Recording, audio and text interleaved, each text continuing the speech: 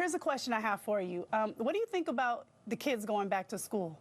Well, believe it or not, it's just around the corner, and no matter what, it's going to be different this fall. So here with tips on how to make sure our kids stay healthy, we welcome back Professor Dr. Ernst von Schwarz is here again.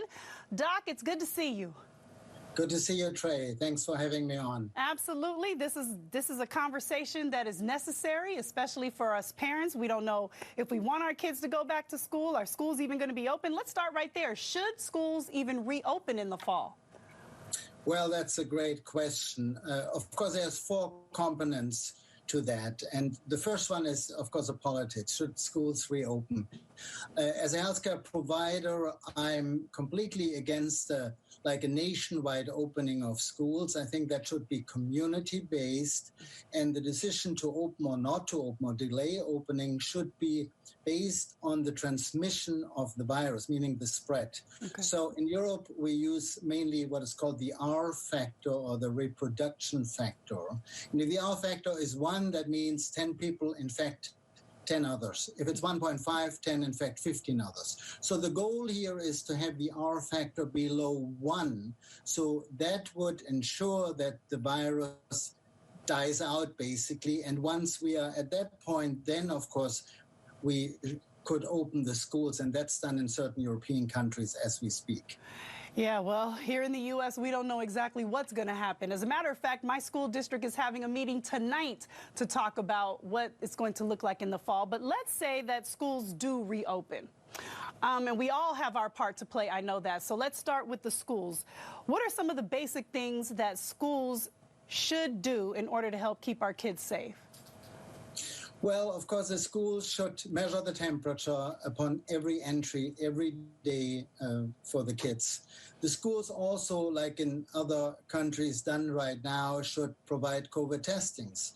In one school in Germany, for example, that's even done every 4 years. The schools should also reduce the class sizes. So the number is, of course, a little voluntary, but I mean, not more than 9 to 15 kids per class. They should ensure that the kids keep a social distance, meaning they have to have their own seats, their own desks, and not gather too much.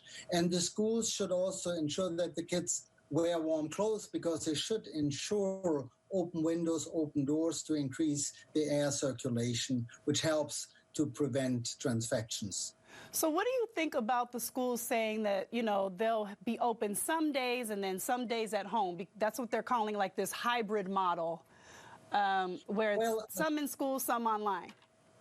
Yeah, I think that's a good start because you don't want to expose the kids too much. Keep in mind that kids might be the new super transmitters of the disease, even though there are some studies from Iceland and from the Netherlands which showed that school kids don't bring any virus at home, but these are small numbers, so we don't know that. Kids are often asymptomatic once they have the virus, so whatever can be done to reduce the exposure is, of course, welcome, and whether it's like part-time schooling, part-time homeschooling, I think that's a good start. Got you. Okay, well then, if we're going to be doing part-time in it, now we have to talk about what parents can do. So what are some of the things that we need to do to make sure that not only we keep our kids safe, but other kids safe? Well, I think first of all, we need to engage our kids in the dialogue and try to make them understand why we have to adapt to a new normal. There's no such thing as going back to the old normal. Yeah. So kids, depending on age and intellectual ability, of course, to try to understand why they should wear a mask, and they should in school, why they shouldn't hug and kiss each other, why they should avoid the gatherings.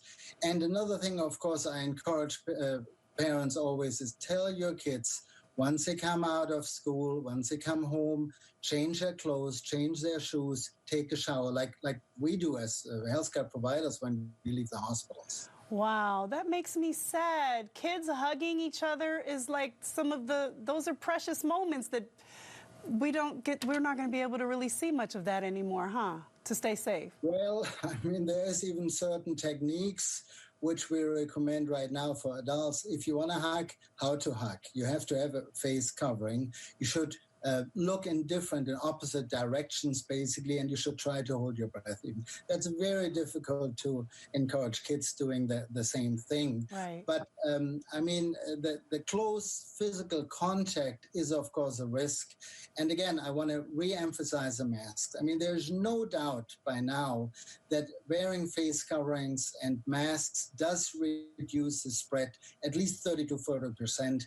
There is no 100% protection, but it definitely does help. Okay, thank you so much. I thought of a new dance that the kids could do. Doc, tell me, what about the elbow touch? Like they can do their connections with elbow touch. Is that cool? Can we do that? Well, or the knees or the heels.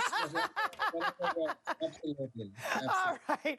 Thank you so much. I appreciate you so much. Okay, we're going to have these tips and more information about Dr. Schwarz on our website at katu.com. See, this right here works. We'll be right back. Don't go away. Oh,